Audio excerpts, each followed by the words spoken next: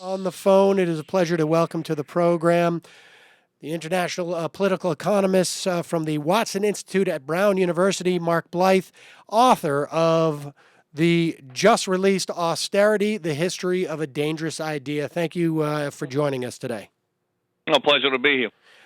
So, Professor, let's start with this audience is fairly familiar with the broad outlines of why austerity is problematic. But before we get into why this idea will not die and from whence it came, please just walk us through the three problems that you outline with the problems with austerity. Sure, there's three general problems.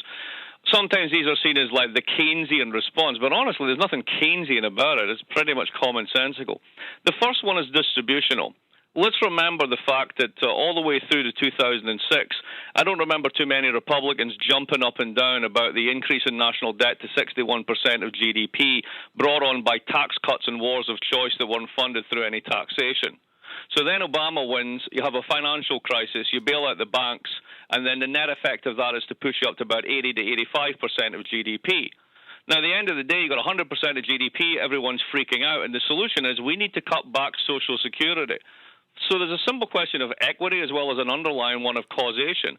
Why is it that when you bail out some of the wealthiest members of societies and basically give asset protection to them and their incomes, the people who have to pay for that are the people at the bottom end of the income distribution who rely on government services?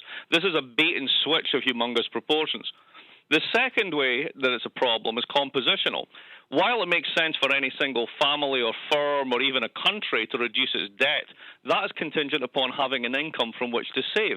If everyone simultaneously contracts, as is going on in the Eurozone just now, the net effect is to increase the stock of debt relative to the size of the economy. As the economy contracts, tax receipts go down and the debt gets bigger rather than smaller. And the third one, to riff off Paul Krugman for a moment, is that the confidence fairy story really is a fairy story. The idea that business confidence comes rushing back in response to government cuts, if you go through the formal models used by economists to justify this, it actually says the following. Despite the economy falling about your ears, despite the fact you might not have a job next week or you don't know if you're going to be able to pay your mortgage, the government has decided to slash 30% of public spending. You now know that 20 years out you're going to be paying less taxes. Buoyed by this, you decide to spend lots of money in the future now, thereby curing the recession and the depression despite the economy falling about your ears. That is the definition of a fairy story. So there's a question of fairness and equity and causation. There's a fallacy of composition about doing it all at once, which simply doesn't work. And the last one is it's a fairy story.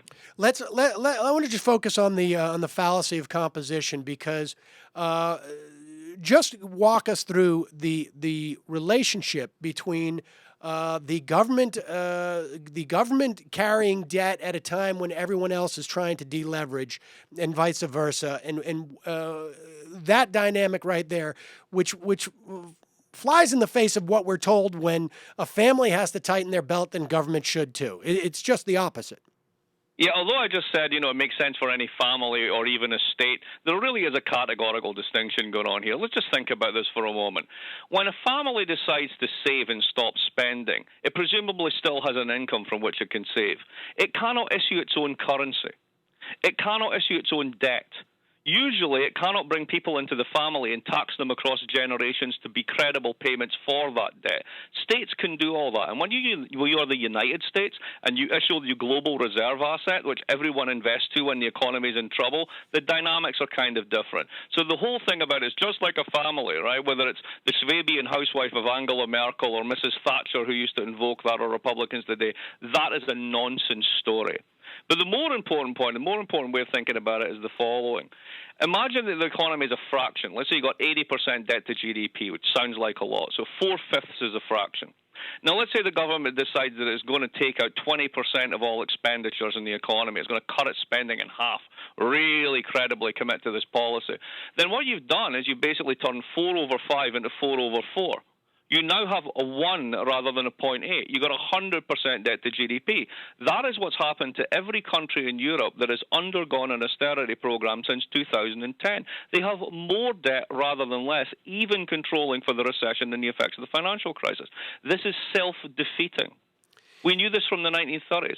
In the 1930s and the 1920s, the Brits tried to cut and cut and cut and cut. In 1931, they had, if I remember correctly, 150% of GDP, debt to GDP. By 1933, they had 170, despite the cuts. Now, what do you make of the argument that we will hear that, well, in that example you gave of four-fifths, the bottom line is if the government stops borrowing money to fund its spending, then it will open up the opportunity for the private sector to borrow that money and put that money to good use. Well, that's the classical notion of crowding out, right? Now, if what's happening is the government's borrowing all the available money and there's no money left for the private sector, you should see that real interest rates will rise because, crudely, that's the price of money. And what do we have? We have real interest rates on the floor. Now, you can come back and say, well, that's because Bernanke is suppressing the real price of capital. But if you look around the world, interest rates are on the floor everywhere. Meanwhile, business is sitting on enormous stockpiles of cash. And if you look at it, you'll find that corporate profits, even during this recession, have never been higher.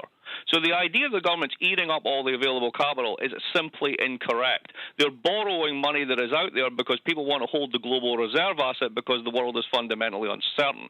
That's what's going on. This is why companies are sitting on large stockpiles of cash, because they don't know that investing just now is going to reap the returns that sitting on basically a reserve asset gives you.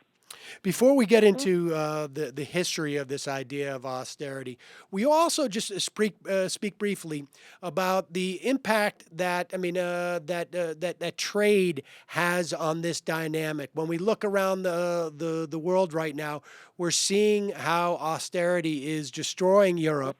It is at least taking a hold in this country to a certain degree, a lesser degree, and is at the very least slowing down our recovery. But give us a sense of what the implications of trade are also on this dynamic. Well, trade's very important if you are, and this particularly in the case of the European Union. You've got lots of countries that are all tied together with a common currency, and you are each other's major trading partners.